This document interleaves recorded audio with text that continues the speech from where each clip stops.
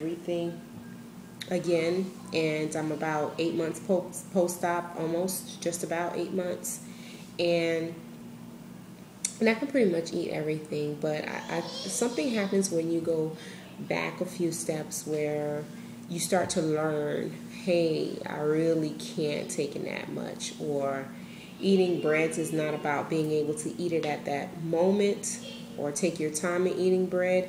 It's about when that bread comes back out. Because if you eat too much breads, your stomach has, I don't know if it's because your stomach has less time to break down the food that you're eating because it's gonna go through, or because the bread takes longer to process. And so your body doesn't really get a chance to take from that bread as far as the nutrients and, the good things that may come from the bread. Obviously, with our luck, it always takes what's bad from the bread in time.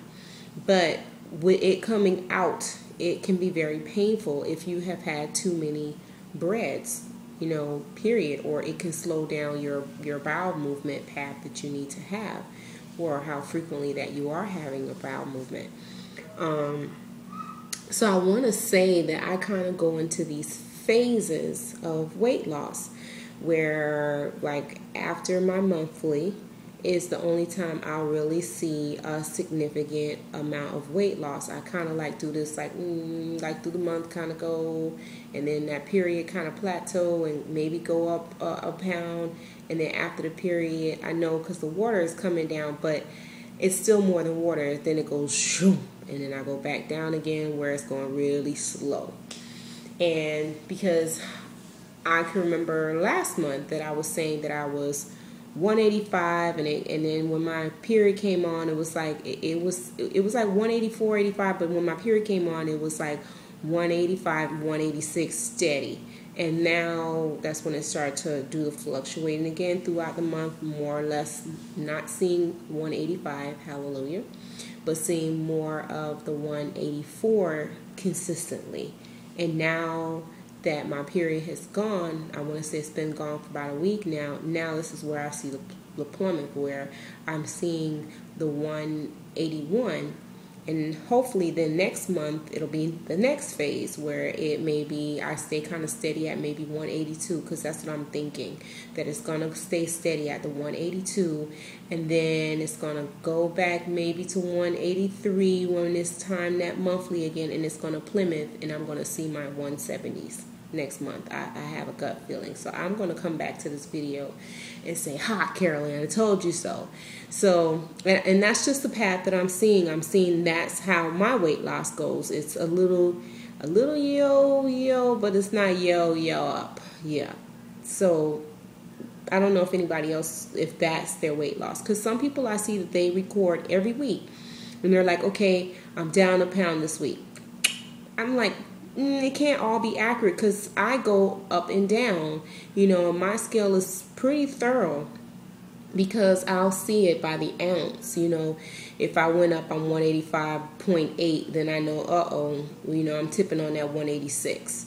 Again, before when people would say 100 and da point, I'm like, come on, man, you are 185 pounds, get over it. But that's not the case. The point is important because it lets you know just how close you are to losing that next pound. Or are you really 185 pounds when it's saying 185.0? That means you just needed to lose less than an ounce to be 184. If that's the case, if we're going by exactly what it says. Things that I'm eating, I'm kind of backpedaling to what I was eating maybe before. I started doing some of my soups again, and every day I have a salad for lunch. I have a salad, and I'm fine with it. I have a salad for lunch. Usually it's like a spring salad, probably about a cup of salad, because that's pretty much what I'm measuring it in. The little little bowls that you buy at the store, the Ziploc cases. So it's like a cup size case, and I usually stuff the salad in there, and then I put the little packet of salad dressing on the side, and I put it in my bag and go. And in the morning time, I usually have a piece of toast. Forgive me, I'm not that great on whole wheat. We do buy the whole wheat, we keep it in here, but every now and then I might have half of a bagel, like white bread bagel, and I'll have an egg white. Usually I don't put anything in the egg white. I'm not having sausage and bacon. I'm usually just having the egg white with a little sprinkle of salt and a half of a toast or a half a bagel is what I'm usually having. And I have that in the morning. I probably have that maybe about 8 o'clock in the morning. And then by 9 o'clock, 10 o'clock, I'll have one of those little kids Greek yogurts. Sometimes I'll get the regular size, but a lot of cases I'll buy the kids because I feel like I'm wasting when I buy the big one because I really can't eat it all. So I'm constantly just keeping myself where you're not hungry, but you don't want to wait too long, because if you've seen one of my back videos, every time that I wait too long, I get sick. If I wait too long to eat, I get sick because then I get so built up with gas, painful gas, that I can't eat even if I am hungry because I need that gas to pass. So now I'm trying to take antacids to make the gas pass and drink water to try to get it to flush out. Meanwhile, the time that it takes to do that, a day may pass and I may not have anything to eat, and I will feel very weak where I can't really do anything at the rate that I would do it on a regular day. Vitamins are important because even though I'm at 8 months, I can't see me not taking my vitamins. I know they say with the gastric sleeve that you only have to take vitamins for the first year. I can't see me not taking my vitamins because I can feel the difference. Like today, I didn't have my vitamins and I was just really sluggish. You don't even have that real desire to eat, even though I know it's Saturday and I'm kind of off on my schedule. So thank God for work, because work keeps me on that schedule, because it's, you're working 9 hours a day. You got a lunch break, you got a break, so you kind of work in breakfast and lunch around that. But on the weekends, you kind of a little lax because you don't get up at, 6 o'clock or 5:30 in the morning. I get up maybe at 10 or 9. That I may get up in the morning, and then I make the kids and my husband breakfast on Saturday. And so the beat is not the same. And then I'm cleaning up and, just doing housework.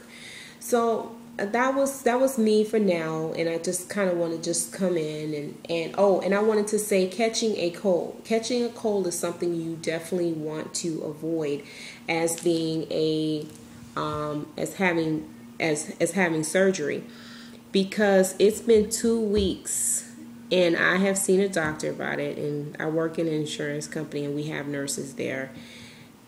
With just how you're able to take in things and your absorbent level, it takes you longer than it would someone else with a regular basic cold to get rid of that cold. So it's important that you keep a track of what you're doing. So I'm hitting my time. I think I can do 15 minutes now, but I cannot believe I already talked for 10 minutes. Let me do a body shot right quick.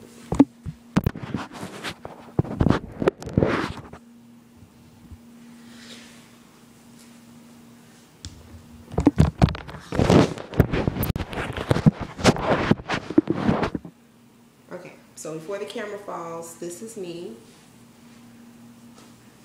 This is me in the house, so forgive me, and I just wanted to keep my promise to me of making a video. As you can see, my thighs, you can really see the weight loss in them now, and they're really, I've been contemplating what am I going to do about that.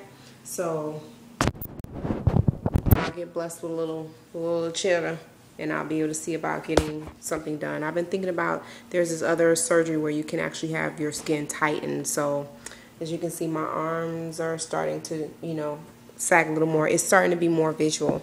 I am wearing a size 12 and I tried on a size 9. The 9 fits too, but because of my legs, that's why I'm not putting on a size 9. So 9, that's an odd number. That's the youth. That's a junior size.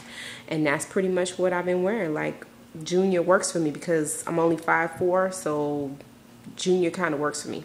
So guys, thank you for watching. Don't forget to hit that subscribe button, and I will try to be good about being posted, and you can see anything I eat comes out of my face. Good night, guys. Bye.